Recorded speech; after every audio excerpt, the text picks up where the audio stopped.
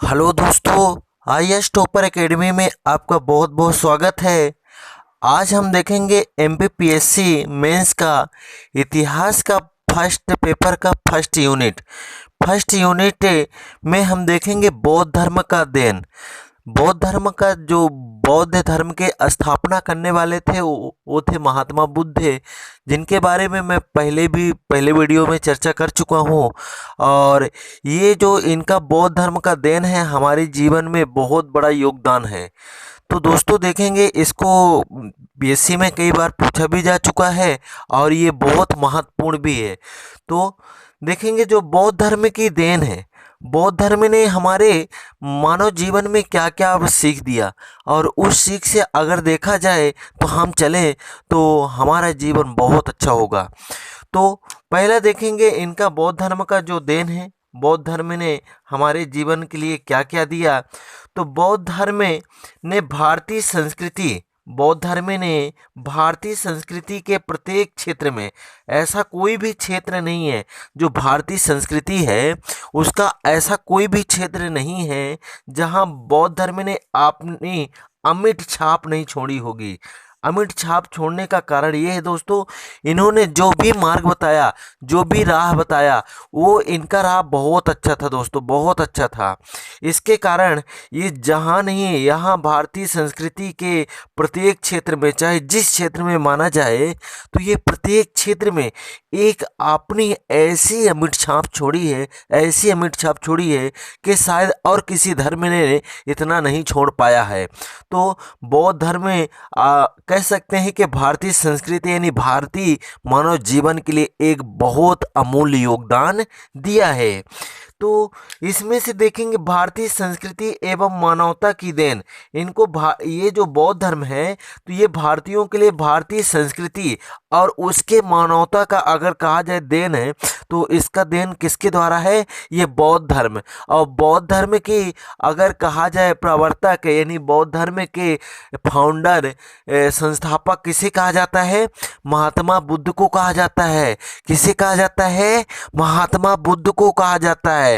अब देख लेंगे बौद्ध धर्म में अपना कौन कौन सा योगदान दिया है। दोस्तों ये हमारा 5 मार्कर में बन सकता है, इसलिए 5 मार्कर के हिसाब से ये हमारा वीडियो रहेगा। 5 मार्कर के हिसाब से यहाँ लिखा गया है, इसमें 11 मार्कर बनने का बहुत कम चांस है, इसलिए इसको हम 5 मार्कर, और ऐसा हम बता देंगे कि आप इसको 11 मार्कर में भी अगर आता है तो 11 मार्कर में भी आप आराम से लिख सकेंगे। क्योंकि अगर देखा जाए तो जो हमारा अगर पेपर का मेंस का देखा जाए तो 3 स्टेप में बांटा है। पहला 3 मार्कर में एक शब्द या एक लाइन आपको आंसर देना होगा, इससे ज़्यादा नहीं देना होगा। फिर 5 मार्कर में 5-6 लाइन या 50 शब्द आपको आंसर देना होगा, उससे ज़्यादा आप आंसर नहीं देंगे। अगर देंगे तो आपका समय बर्बाद होगा, लेकिन नंबर आपको उतने ही मिलेंगे। फिर 11 मार्कर में 200 शब्द, कितने शब्द? 200 शब्द होना चाहिए। तो देखेंगे बौद्ध धर्म में, बौद्ध धर्म जो है तो भारतीय संस्कृति में ये कौन कौन सी योगदान दिया है। तो पहला देखेंगे सरल, सुबोध, आडंबरहीन धर्म का ये क्या किया है? प्रसार किया है। ठीक है ना? सरल, इनका मार्ग जो है ना, तो ये बहुत सरल है, बहुत सरल है, इसमें कोई भी कठिनाइयाँ नहीं है। सुबोध है, आसानी से, आडंबरहीन है, मतलब अंधविश्वासों से काफी परे है, मतलब अंधविश्वास है बिल्कुल नहीं घुसेड़ा गया है इनके धर्म में। इनके धर्म में अंधविश्वास बिल्कुल नहीं है। इन्होंने बिल्कुल आडंबरहीन धर्म का क्या प्रयोग किया है? प्रसार किया है। इनके इसमें कोई भी ऐसा कड़ाई नहीं है, इनमें कोई भी अनुसरण कर सकता है, इनके धर्म को कोई भी अपना सकता है, चाहे जिस जात का हो, जिस धर्म का हो। ठीक है? चाहे वो महिला हो या पुरुष हो, उससे इनसे कोई मतलब नहीं है, चाहे छोटा हो चाहे बड़ा हो, सबके लिए उतना ही मान्यता दिया जाता है जितना अन्य कहा जाए धर्मों में नहीं नहीं मिलता है। तो सभी जातियों को अगर देखा जाए तो इन्होंने सामान्य रूप से समझा और आपने उसमें आने का पूरा पूरा द्वार खोल दिया, ना किसी प्रकार का छुआछूत, ना किसी प्रकार का कुछ भी। इसलिए इसको इनका जो अगर कहा जाए योगदान है भारतीय संस्कृत और मानवता में, तो ये सरल और सुबोध और आडंबरहीन है। ठीक है ना। फिर दूसरा है सामाजिक समानता। इसमें जाति पात है, इसमें कोई भी जात का हो, चाहे वो किसी भी ब्राह्मण हो, चाहे वैश्य हो, चाहे शूद्र हो, चाहे क्षत्रिय हो, चाहे किसी धर्म से हो, इसमें किसी भी प्रकार का रोक नहीं है। चाहे महिला हो, चाहे पुरुष हो, हर कोई इनके धर्म में शामिल हो सकता है। छुआछूत, इनके इसमें छुआछूत वाला सिस्टम बिल्कुल नहीं है। इन्होंने छुआछूत के भावना से ही दूर कर दिया है। बोले हमारे धर्म में ऐसा कोई भी जगह नहीं है जहाँ एक दूसरे को छुआछूत समझे। हम सब मानव हैं और हम सब एक हैं, इसलिए हमारे यहाँ कोई भी छुआछूत वाली ऐसा नहीं है। इन्होंने अनेक प्रकार के ऐसे उदारता का संदेश दिया। इनके अंदर ऐसे कोई भी आडंबरहीन जैसे भावना नहीं थी।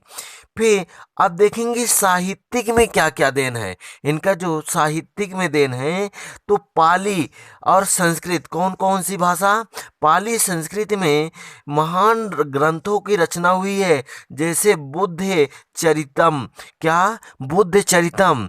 तो अगर कहा जाए तो ये पाली और संस्कृत भाषाओं में इनके धर्म में महान महान ग्रंथों की मुख्य रूप से पाली, संस्कृत तो अगर देखा जाए तो हिंदुओं से संबंधित है। तो ये महान ग्रंथ अगर बात किया जाए तो पाली भाषाओं में रचा गया है, जैसे बुद्ध चरितम। दोस्तों हम कहें बुद्ध चरितम जो है तो ये बौद्ध धर्म का रामायण भी कहा जाता है। इसे क्या कहा जाता है? बौद्ध धर्म का रामायण भी कहा जाता है।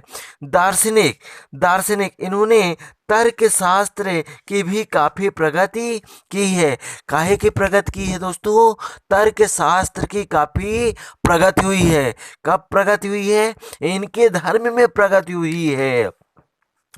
इन्होंने नैतिकता का भी स्थापना किया है। इन्होंने किसका स्थापना किया है?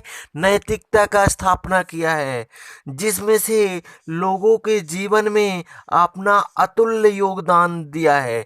इन्होंने लोगों के जीवन में अपना अतुल्य योगदान दिया है। कौन अतुल्य योगदान दिया है? बौद्ध धर्म में बुद्ध ने जो लोगों के जीवन में आडंबरहीन पैदा है, उन लोगों को अतुल्य योगदान दिया है, हर क्षेत्र में अतुल्य योगदान दिया है। फिर कला के क्षेत्र में इनका देन, जैसे चित्रकला, स्थापत्य कला, इनके बहुत बड़ा योगदान माना जाता है।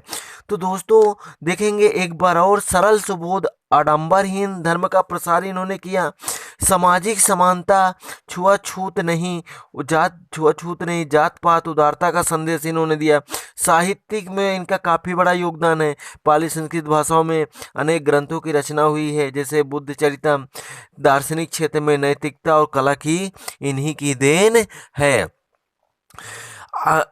फिर इसके बाद इसी में देखेंगे दोस्तों बुद्ध के 4 आर्षत, जो बौद्ध धर्म में 4 आर्षत हैं जिनको मानना अनिवार्य समझा जाता है, जिनको मानना अनिवार्य समझा जाता है। अनिवार्य का मतलब ये नहीं है कि ये कहा गया कि ये 4 आर्षत हैं, अगर आप इसको मान लिए तो आपके पूरे कष्ट या दुख समाप्त हो जाएंगे। जिसमें से दुख, फिर दुख है समुदाय, दुख समुदाय, दुख निरोध है गामनी प्रतिपदा। ये इनके 4 आर्षत हैं।